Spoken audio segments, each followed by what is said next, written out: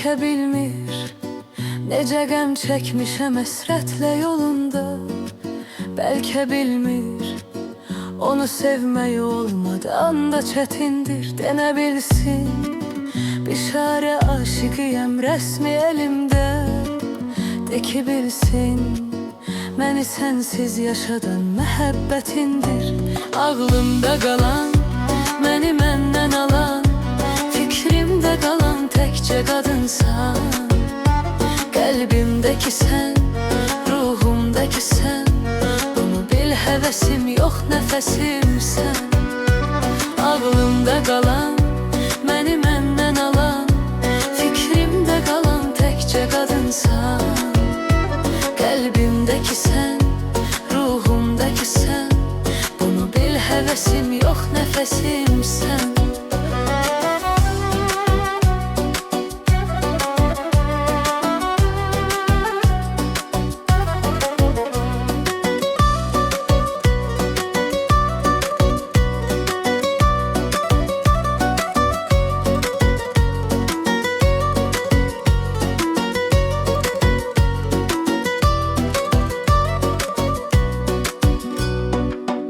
Nə tanışdan, nə də dostdan xəbərini almadım ey yar. Otağımda asılan rəsminə baxdıqca danışdım. Bil ki sənsiz nə bir arzu, nə bir istək, ümidim var. Bəlkə döndün deyə ey səbirlə, möhnətlə barışdım.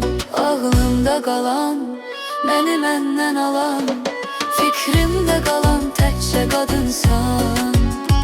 Qəlbimdəki sən, ruhumdakı sən, bunu bil həvəsim yox nəfəsimsən.